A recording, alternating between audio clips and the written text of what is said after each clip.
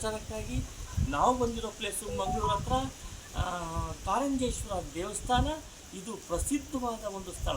ಈ ಸ್ಥಳ ಎಷ್ಟೋ ಜನಕ್ಕೆ ಗೊತ್ತಿಲ್ಲ. ಯಾಕೆ ಗೊತ್ತಿಲ್ಲ ಅಂದರೆ ಇದು ಕಾಡಿನ ಮಧ್ಯೆ ಗಗನದಲ್ಲಿ ಈ ಹಿಮಾಲಯ ಪರ್ವತದಂತೆ ಒಂದು ದೊಡ್ಡ ಬೆಟ್ಟದ ಮೇಲೆ ಈ ಕಾರಂಜೇಶ್ವರ ನೆಲೆಸಿ ಪ್ರಸಿದ್ಧನಾಗಿದ್ದಾನೆ. ಅದು ಎಷ್ಟೋ ಜನ ಗೊತ್ತಿಲ್ಲ. ಆ ಗೊತ್ತುಪಡಿಸೋಕ್ಕೋಸ್ಕರ ನಾವು ಇಂಡಿಯನ್ ಟೈಗರ್ ನ್ಯೂಸ್ನಿಂದ ಬರ್ತಾ ಇದ್ದೀವಿ. ಇದನ್ನು ನೋಡಿ ನೀವು ತಿಳ್ಕೊಳ್ಳಿ.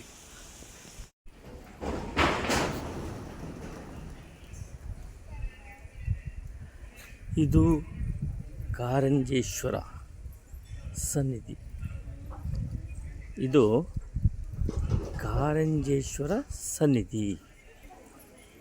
ಎಷ್ಟೋ ಜನಗಳಿಗೆ ಈ ಒಂದು ಮಿರಾಕುಲ್ ಆಗಿರುವಂತಹ ಸುಂದರವಾದ ಒಂದು ಪ್ರಕೃತಿಯ ಸೌಂದರ್ಯನ ನೋಡೇ ಇಲ್ಲ. ಇದು ಕಾರಂಜೇಶ್ವರ ದೇವಸ್ಥಾನ.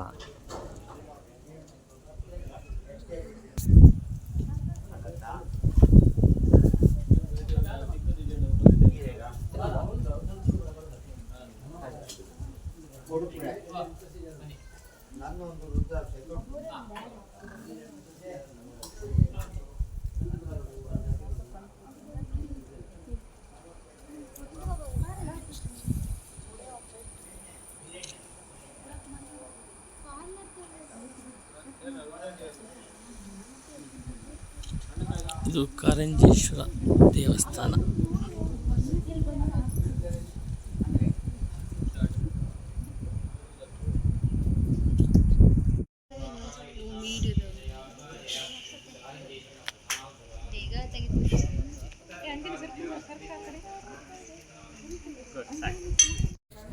ಇದು ಕಾರಂಜೇಶ್ವರ ದೇವಸ್ಥಾನದ ಮೇಲಿನ ಒಂದು ಭಾಗ.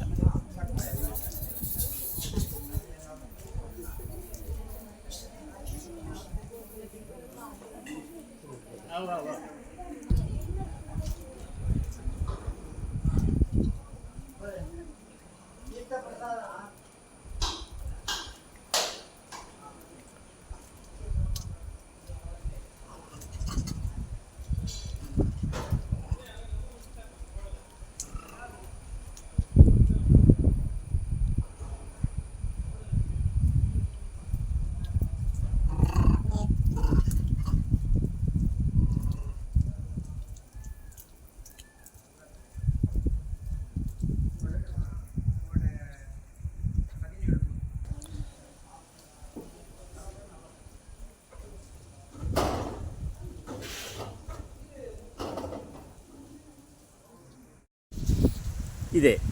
ಇದು ಕಾರಂಜೇಶ್ವರ ದೇವಸ್ಥಾನದ ಒಂದು ತುಟ್ಟ ತುದಿ. ಹಿಮಾಲಯ, ಇದು ಕರ್ನಾಟಕದ ಹಿಮಾಲಯ ಎಂದೇ ಪ್ರಸಿದ್ಧವಾಗಿರಿದೆ. ಇದು ಕಾರಂಜೇಶ್ವರ ದೇವಸ್ಥಾನ ದ್ವಾರಬಾಗಿಲು.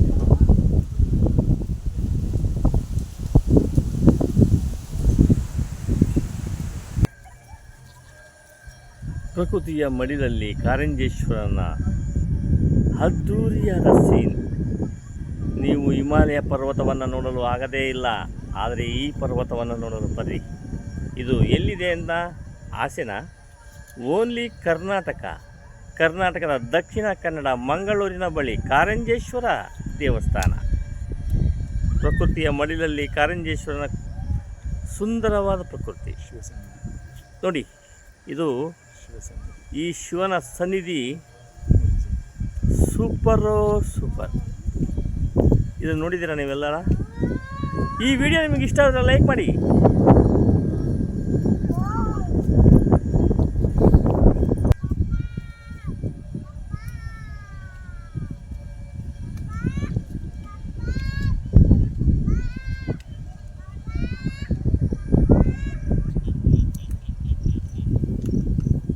ಪ್ರಕೃತಿಯ ಮಡಿಲು ಸುಂದರ.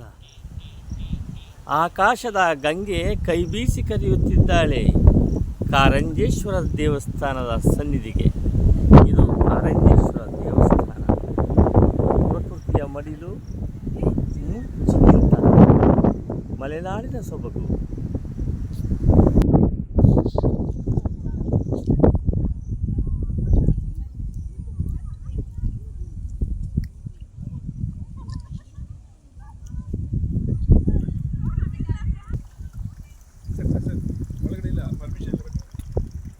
ಯಾರಂದ್ರಂಗಂತ ಇಲ್ಲೇ ಅರ್ಚಕರಿಗೆ ಮಾತ್ರ ಇದು ಜಾನು ತೀರ್ಥ.